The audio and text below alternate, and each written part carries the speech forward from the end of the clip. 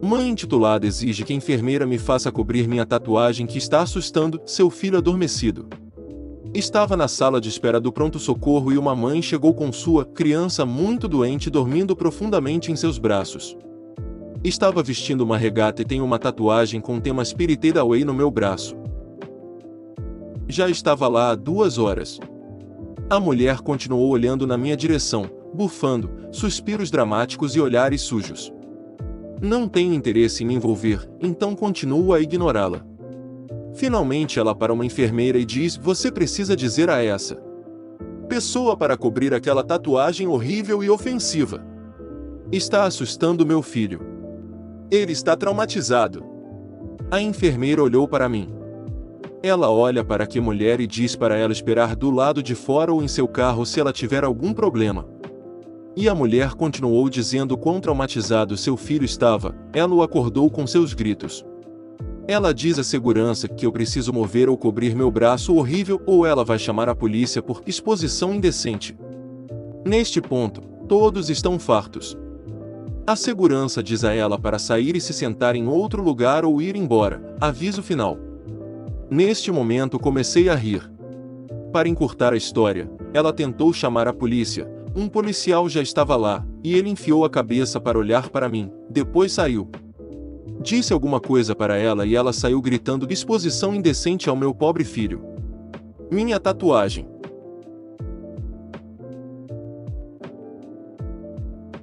Seu filho não vai caber. Eu vi isso ao fazer compras recentemente.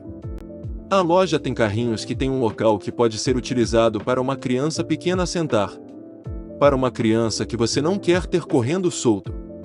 Há também 1 ou 2 cadeiras de rodas disponíveis para clientes que possam precisar delas. Para um cliente idoso que pode estar se sentindo cansado, ou talvez alguém com problemas de mobilidade. Assim como uma scooter ou 2. Deixe-me apenas dizer que, se seu filho é capaz de colocar o pé no chão, enquanto o carrinho está em movimento, ele provavelmente é grande demais para andar no carrinho. Eu estava esperando no balcão de atendimento quando vi isso. Uma mãe entrou na loja com seu filho. O garoto parecia ter cerca de 8 ou 9 anos.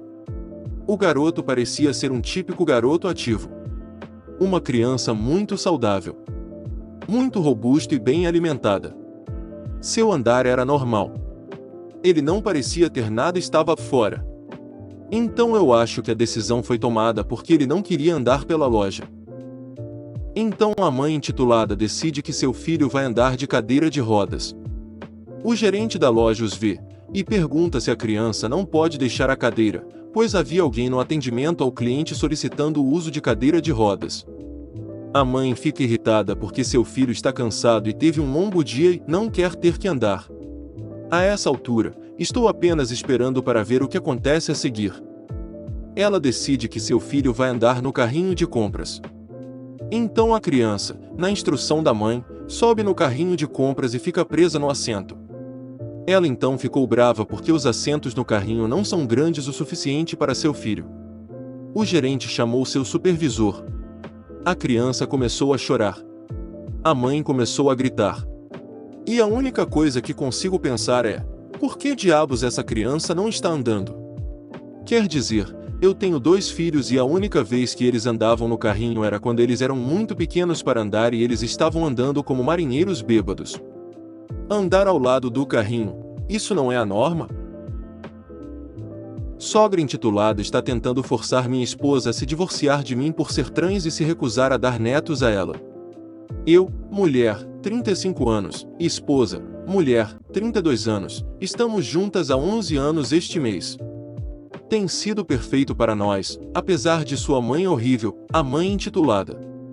Em primeiro lugar, sua mãe não queria que ela se casasse comigo, pois achava que sua filha, sendo que minha esposa é filha única, deveria permanecer solteira até encontrar um homem com dinheiro e da escolha de sua mãe.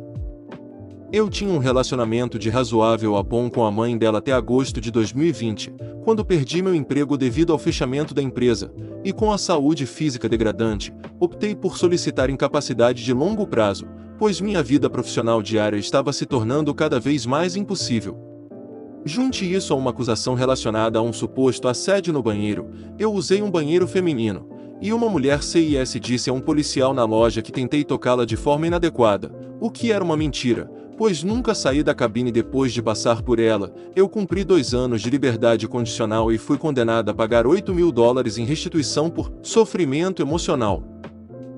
Para começar, eu não era trans para ninguém até os últimos 4 anos e meio. 13 de março de 2018, sua mãe acabou de descobrir quando uma amiga enfermeira disse a ela, contra a lei. Ela agora está tentando fazer minha esposa se divorciar de mim alegando que eu enganei minha esposa antes do casamento, e por que não vou dar netos a ela. Minha esposa era bissexual e sem filhos antes de nos conhecermos, mas a mãe dela afirma que eu a pressionei para ambas as escolhas. Eu era infértil antes de começar a terapia de reposição hormonal, mas agora 100% desde a cirurgia. Minha esposa sabia que eu era infértil e sem filhos, e ficou muito feliz quando eu disse a ela que nunca quis ter filhos, e era como se estivéssemos destinadas. Ela está mandando mensagens de texto, ligando e sem parar para minha esposa se divorciar de mim porque sua filha merece um marido melhor, deveria dar a ela os netos que ela merece, e está fazendo o papel de boba, permanecendo casada com um homem travesti desperdiçando a vida de sua filha durante seus anos férteis. Minha esposa está 100% do meu lado, mas a mãe dela não aceita sua escolha. A mãe dela até preparou a papelada para minha esposa me servir com se ela apenas acordar para como ela está desperdiçando sua vida com uma perdedora. Está realmente afetando minha esposa, pois ela não tem outra família além de sua mãe e o pai adotivo e não quer cortá-los. Chegou ao ponto em que ela só vai trabalhar, chega em casa, dorme até o trabalho e repete. Estou quase no ponto em que acho que é melhor para ela se eu assinar os papéis para sua mãe ou parar de tomar minha medicação para manter a vida e deixá-la acreditar que eu morri pacificamente durante a noite. Não quero que minha esposa tenha um colapso total ou sofra mais por causa de com quem ela se casou. Então, Reddit, qual é o seu conselho, se houver, sobre o melhor caminho a seguir? Mãe intitulada que nunca esteve lá para mim. Minha mãe é alcoólatra. Tem sido por muitos anos. O alcoolismo dela era tão grave que minha avó teve que me acolher aos 9 anos porque minha mãe não estava em forma e me colocava em perigo. Ela continuou a fazer mais escolhas devido ao seu alcoolismo, destruição de carro, violência doméstica, embriaguez em público, etc., e esteve na prisão várias vezes enquanto morava nos Estados Unidos. Quando eu tinha 18 anos, 2010, ela foi deportada de volta ao nosso país natal, El Salvador. Desde o momento em que ela foi deportada, minha avó me disse que precisávamos ajudá-la monetariamente para ajudá-la a se adaptar à sua nova vida. Lembre-se de que esta é uma ideologia muito comum nas comunidades latinas de que você deve ajudar seus pais. Eu tinha 18 anos e só trabalhava em empregos de salário mínimo, mas nunca deixei de cumprir meu dever e enviar dinheiro a ela a cada 2 semanas. Naquela época eu era muito manipulada e mandava pelo menos 500 por mês. Quando foi deportada, ela recaiu no álcool novamente e mentia sobre dinheiro ou sempre reclamava que não tinha o suficiente para pagar uma determinada conta. Este ciclo atroz continuou por anos. Avançando para cerca de 25 anos quando me mudei por conta própria, comecei a perceber que esse ciclo contínuo de enviar dinheiro enquanto era assediado que o dinheiro não era suficiente, enquanto minha mãe nunca assumiu a responsabilidade por ser um alcoólatra que me negligenciou como uma criança e tecnicamente não era a figura materna que eu tinha na minha vida. Eu queria fazer algo sobre isso. Meu noivo me avisou que o dinheiro que eu estava enviando 300,00 por mês era simplesmente demais, especialmente porque ela não tinha um bom histórico com o dinheiro antes. Ele sugeriu abaixar para 200 por mês, que é o que ela recebe atualmente, mas é claro que ela nunca deixa de me lembrar do sacrifício que ela teve que fazer para viver com esses meios. Ela continua a me pedir mais, ela até alcança outros membros da família e consegue manipulá-los para lhe dar dinheiro também. Ela menciona continuamente como ela está com falta de contas, como sua saúde física diminuiu e ela precisa de despesas médicas agora. É sempre algo na tentativa de arrancar mais de mim, mas eu permaneci firme por cerca de 1 ano e só lhe dei 200 por mês. Agora, estou em um ponto em que não quero continuar ouvindo reclamações sobre o dinheiro nunca ser suficiente ou não ter o suficiente para as contas. Hoje eu ofereci a ela para pagar essas contas diretamente em vez de passar para ela. Eu até me ofereci para restaurar o cabo dela, já que ela nunca teve o suficiente para ter cabo. Ela pirou completamente e acha que eu sou a pior filha por fazer essas coisas e ela alega que estou sendo mesquinha ou controladora e até tentou projetar seu alcoolismo em mim e dizer que também bebo e gasto dinheiro com isso e não reclamo. Que ela não tem o direito de fazer.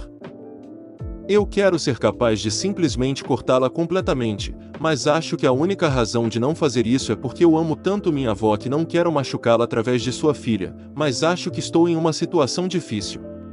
Situação totalmente injusta.